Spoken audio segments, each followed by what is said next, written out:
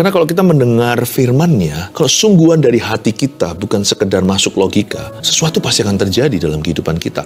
Saya ingin kita untuk belajar sesuatu, yaitu tentang mendengar suara Tuhan. Shalom, saudara-saudara yang dikasihi oleh Tuhan Yesus Kristus.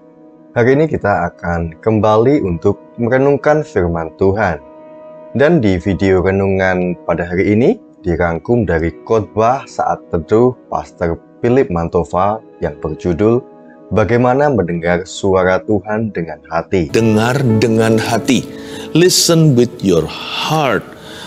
Ayat firman Tuhan yang akan kita renungkan pada hari ini terdapat di dalam Mazmur 78 ayat yang pertama sampai dengan yang ke-11.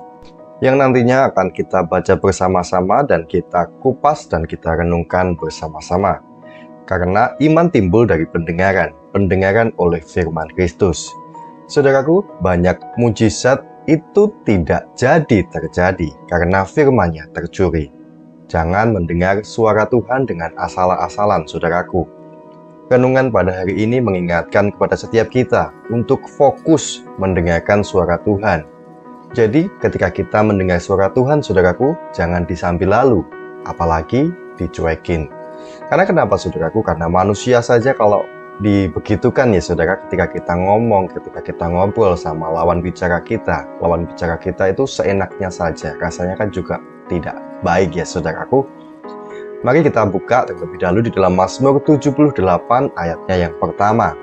Mazmur 78 ayat 1-11. Bunyinya begini, nyanyian pengajaran Asaf. Pasanglah telinga untuk pengajaranku, hai bangsaku. Sendengkanlah telingamu kepada ucapan mulutku. Saudaraku, di sini Asaf adalah seorang nabi yang musikal, saudaraku. Seorang nabi itu penyambung lidah Allah. Dia itu ingin mengajarkan kepada setiap kita, saudaraku, supaya kita semua tidak berakhir menjadi orang-orang yang kurang percaya atau bahkan tidak percaya kepada Tuhan. Di dalam Mazmur 78 ayatnya yang pertama ini berkata, pasanglah telinga untuk pengajaranku dan sendengkanlah telingamu. Bukan sekedar mendengar, saudaraku, tetapi lebih menyendengkan, yaitu lebih fokus, saudaraku. Kita semua bisa mendengar suara Tuhan, karena suara Tuhan itu tidak selalu audible. Ketika kita benar-benar menyendengkan telinga kita, ketika kita sungguh-sungguh mendengarkan suara Tuhan dengan hati kita akan mendengarkan tuntunan-tuntunan Tuhan, saudaraku. Seperti halnya orang yang minum obat antibiotik, saudara.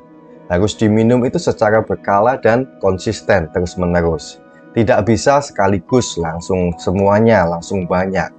Ketika kita mendengar firman juga seperti itu, saudara. Ketika kita membaca firman, ketika iman kita kuat, saudara, beberapa saat kemudian iman kita bisa goyah, bisa mulai lemah kembali. Ya, langsung baca lagi, saudaraku. Kuatkan lagi dengan firman, dengan baca Alkitab. Kuatkan lagi iman kita. Harus secara konsisten, saudaraku. Sama halnya seperti orang mandi, saudara. Ketika hari ini kotor, ya mandi lagi supaya bersih, saudaraku. Besok kotor lagi, ya mandi lagi, saudaraku. Mari kita melanjutkan, saudaraku, di dalam Mazmur 78 ayatnya yang kedua. Aku mau membuka mulut, mengatakan amsal. Aku mau mengucapkan teka-teki dari zaman purbakala. Saudaraku, selain mendengarkan, kita juga dituntut, kita dibimbing untuk membuka mulut. Jangan berdiam diri, saudaraku. Perkatakan amsal, perkatakan firman Tuhan. Kita gunakan mulut kita untuk memperkatakan firman yang menguatkan. Jangan hal-hal yang negatif, yang melemahkan. Jangan bersungut-sungut, saudaraku. Aku mau mengucapkan teka-teki dari zaman purbakala. Maksudnya gimana, Pak? Maksudnya adalah Alkitab kita, kalau kita baca, itu isinya tentang apa, saudara? Tentang teka-teki kehidupan dari zaman dulu.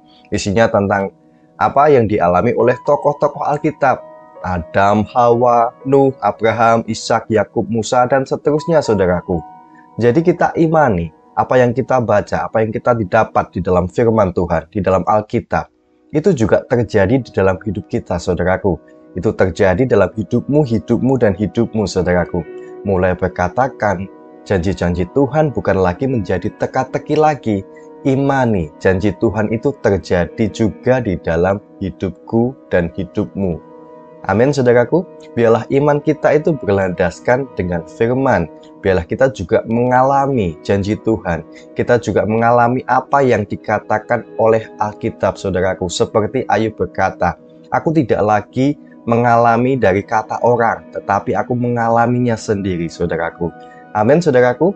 Jadi milikilah firman. Hidupi firman itu dan berkatakan firman itu.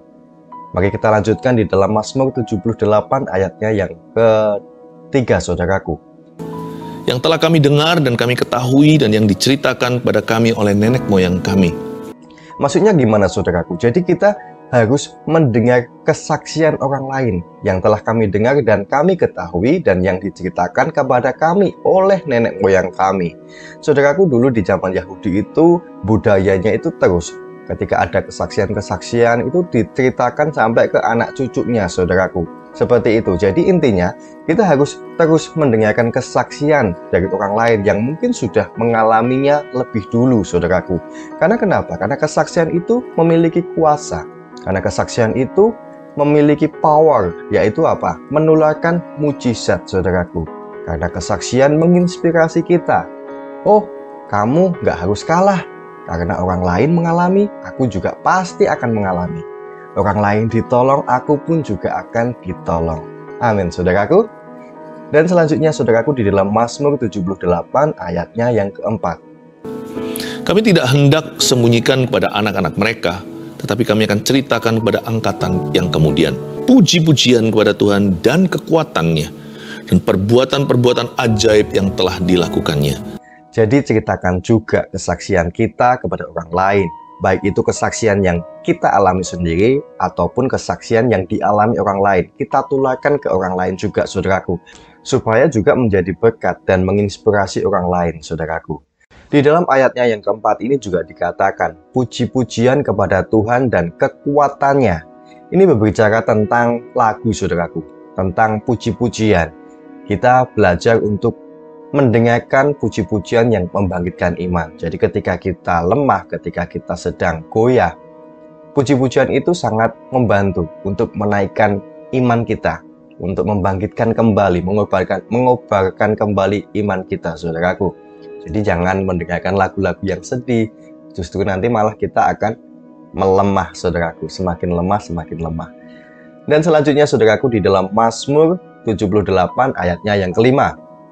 Telah ditetapkannya peringatan di Yakub dan hukum Taurat diberinya di Israel. Nenek moyang kita diperintahkannya untuk memperkenalkan kepada anak-anak mereka. Ayat ke-6, supaya dikenal oleh angkatan yang kemudian, supaya anak-anak yang akan lahir kelak bangun dan menceritakannya kepada anak-anak mereka. Ayat ini berbicara tentang tradisi Yahudi, saudaraku, yang sudah saya singgung sebelumnya tadi ya, saudaraku, yang selalu menceritakan kesaksian-kesaksian itu turun-temurun kepada setiap anak-anak kita. Kita juga harus menularkan kesaksian-kesaksian itu, saudaraku. Jadi di dalam keluarga, mulai dari keluarga kita dulu, saudaraku, orang-orang di sekitar kita, saudara-saudara kita, sanak family kita, saudaraku. Dan ayat yang ketujuh, saudaraku, Mazmur 78 ayatnya yang ketujuh. Supaya mereka menaruh kepercayaan kepada Allah dan tidak melupakan perbuatan-perbuatan Allah, tetapi memegang perintah-perintahnya. Nah, inilah pentingnya kesaksian itu, saudaraku. Saling menguatkan, saling membangun, saling berbagi kesaksian. Tujuannya supaya setiap kita memiliki iman. Setiap kita punya iman yang kuat dan teguh di dalam Kristus, saudaraku. Menaruh kepercayaan kita kepada Allah dan tidak melupakan kebaikan-kebaikan Tuhan yang sudah Tuhan lakukan di dalam setiap kehidupan kita.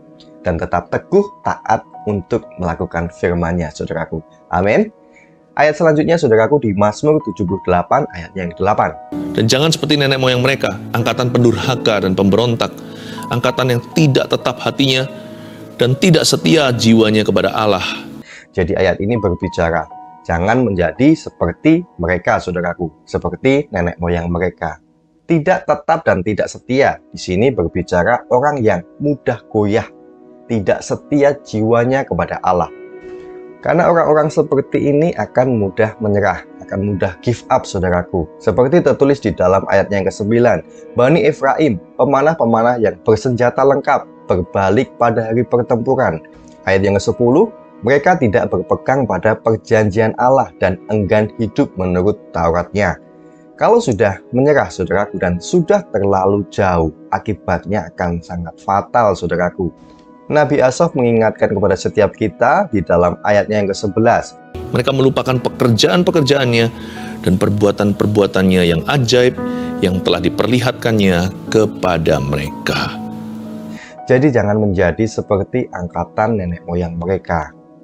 Angkatan pendurhaka dan angkatan pemberontak. Angkatan yang tidak tetap hatinya dan tidak setia jiwanya kepada Allah. Jadi kalau boleh saya simpulkan saudaraku, supaya kita tidak menjadi seperti angkatan nenek moyang mereka itu, mulai hari ini kita pasang telinga kita sendengkan hati kita kepada suara Allah, yaitu firman-Nya. Kemudian buka mulut kita perkatakan, mengklaim kebenaran firman Tuhan itu di dalam hidup kita. Jika apa yang mungkin kita alami saat ini saudaraku adalah pergumulan, persoalan yang begitu besar, yang begitu rumit saudaraku, perkatakan bahwa segala perkara dapat kutanggung di dalam Dia yang memberi kekuatan. Bangun iman kita dengan mendengarkan kesaksian-kesaksian yang membangkitkan iman, dan jadilah saksi untuk saling menguatkan saudaraku. Jangan pernah melupakan kebaikan-kebaikan Tuhan. Terus ceritakan apa yang Tuhan pernah lakukan di hidup kita. Dan biarlah setiap saudara dan saya hidup di dalam kebaikan-kebaikan Tuhan. Yang mari dikatakan amin. Demikianlah saudaraku renungan resum dari khotbah Pastor Philip Mantova yang berjudul Bagaimana Mendengarkan Suara Tuhan dengan Hati. Bagi setiap saudaraku yang merasa terberkati dengan video renungan hari ini, mari saya ajak untuk klik like, subscribe, dan nyalakan loncengnya. Dan bagikan kepada orang lain di sekitar saudara-saudara semua, agar semakin banyak yang terberkati. Amin saudaraku. Tuhan Yesus memberkati dan sampai jumpa di dalam program Renungan Kristen selanjutnya. Haleluya.